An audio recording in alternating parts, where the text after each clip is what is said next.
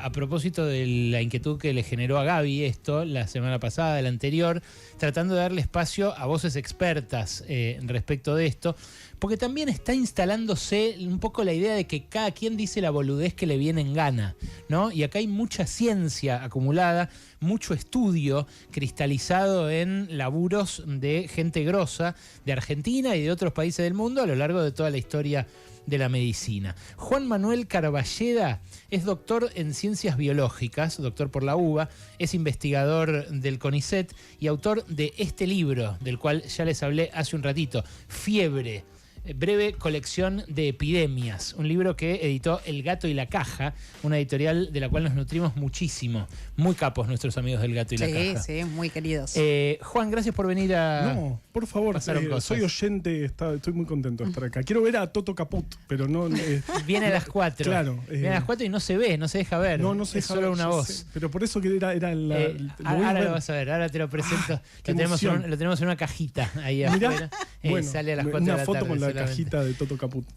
Doc, ¿te puedo decir Doc? No. Bueno, Juan Carva, como... sí. Ok, lo que pasa es que me gusta decirle Doc a la gente. No, está bien.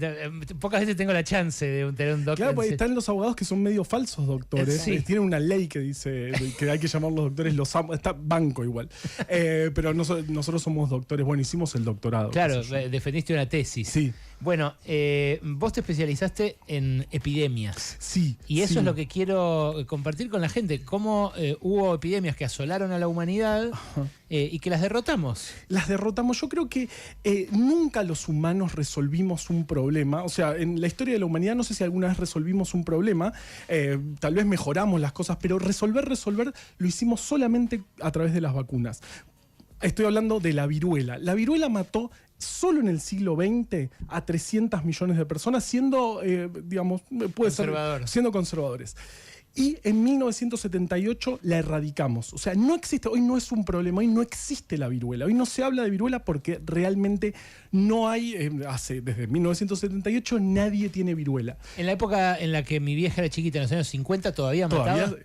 Todavía había pocos casos, pero todavía circulaba y todavía se vacunaba. De hecho, en Argentina se dejó de vacunar, entiendo que en el 77, por ahí, alrededor, muy cerca de la época donde se erradicó. Y no es un problema, o sea, nadie habla de viruela porque no existe más. Logramos sacárnoslas de encima después de cientos de años de vacunación. Y en esto también duele esto que vos contabas de esta caída en la tasa de vacunación, que todas las provincias, todas las jurisdicciones lo están reportando. Duele también que sea en Argentina, porque somos un país recontra pionero en la vacunación. Somos un país que tiene un calendario de vacunación espectacular, digamos, de los mejores del mundo. Y en particular con la vacuna de viruela fuimos de los primeros en producirla en Argentina, que en esa época se producía en vacas. Estoy hablando de 1840. En realidad 1844, el bloqueo anglo-francés, justo aparte estamos cerca de obligado. Justamente con el bloqueo dejó de haber provisión de vacunas que se hacían en Europa y Muñiz, el médico del Hospital Muñiz, dijo, che, esa vacuna se producía en vacas, por eso vacuna es por una cosa de locos. No sabía, chabón. ¿No sabías? Para nada. Claro, hay que detenerse en esto. Hay que detenerse, hay que subrayarlo, hay que celebrarlo. Es como cuando descubrí que el payaso Plin Plin y el feliz cumpleaños eran la misma melodía. Qué maravilla. ¿Cómo que vacunas viene de vaca? Claro, porque más o menos el primer vacunado de la historia de la humanidad fue un niño de 5 años que se llamaba James Phipps en el año 1797. En esa época, como llamaba Edward Jenner, un médico, empezó a estudiar y ver que quienes trabajaban ordeñando las vacas no se contagiaban de viruela. Mirá. Igualmente, siempre que hablamos de ciencia, China ya lo había visto 1000 años antes, pero bueno, en la historia occidental es así. Y justamente lo que vio Jenner es que justamente el contacto con las vacas hacía que la gente quede inmunizada de alguna manera para la viruela, que en ese momento era trágica. Moría mucha gente, morían muchos niños. Entonces empezó a estudiar eso y vio que las vacas tenían como unas ampollas bastante parecidas a las de las que genera la viruela humana y dijo, ¿no será que el estar en contacto con esto de alguna manera protege contra la viruela humana. Estamos 100 y pico de años antes de saber lo que era un virus. No se tenía, la viruela la causa un virus, en ese momento no se conocían los virus, no se sabía nada. Entonces lo que dijo, o sea, en esa época dijo, bueno, saquémosle un poquito e inyectémoselo a este niño. Hay que animarse. Hay que animarse, bueno, eran épocas difíciles. Es como el primero que se comió un hongo del bosque. ¿Viste? Claro. Sí, siempre pienso en los primeros que hacen esas cosas. Y bueno, justamente lo que tienen las vacas es un viruela de vacas, que es bastante parecido, pero no lo suficiente como para generarnos enfermedad.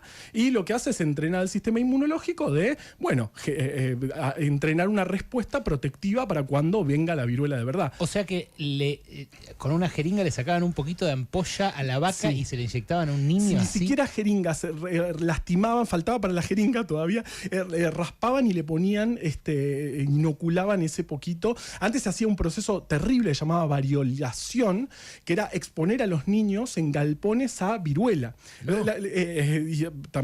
Y bueno, justamente el médico que vio esto se acordaba de cuando era chiquito, lo habían metido en un galpón después de meterle viruela con fiebre, y dijo, tenemos que resolver esto. Y esa observación resolvió, creo que uno de los pocos problemas de la historia de la humanidad. Y ahí saltamos a Muñiz, que él la flasheó cuando el bloqueo anglo-francés. ¿Qué hizo? Bloqueo anglo-francés. En ese momento la vacuna se producía de brazo a brazo, o sea, llegó así al continente americano en un barco lleno de huerfanitos. En 1805 lo que iban haciendo era, se iban pasando la vacuna, que generaba una ampolla. Cuando salía la ampolla le sacaban un poquito, se lo inyectaban a otro niño, y así llegó la vacuna a nuestro país. Y en Europa ya se producía más o menos a gran escala en vacas. Y Muñiz dijo, estamos llenos de vaca, ¿por qué no lo hacemos nosotros?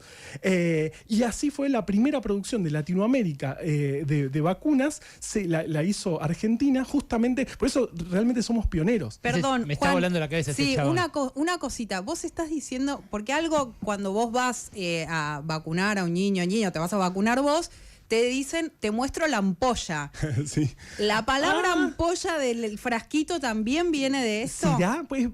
Puede ser. No lo sé, pero estaría bárbaro. Impresionante. Estamos no solo recuperando la historia de las vacunas en el mundo y en Argentina, sino también un poco la del lenguaje. Claro. Sí, y pienso en esas pruebas que se hacían con esas vacunas, cuando hoy hablamos de publicaciones, de pruebas con vacuna y demás, es un nivel de sofisticación que no existía en ese tiempo. No, estaba muy lejos. De hecho, bueno, la primera vacuna de la rabia fue, la dio Pasteur en 1870, y fue cuando vino una madre con un nene recién mordido por un perro rabioso y dijo, bueno, ¿se muere o probá eso que estás probando? Que él amplificaba virus en cerebros de conejos, y bueno, le inyectó un poco de eso al nene, que lo salvó.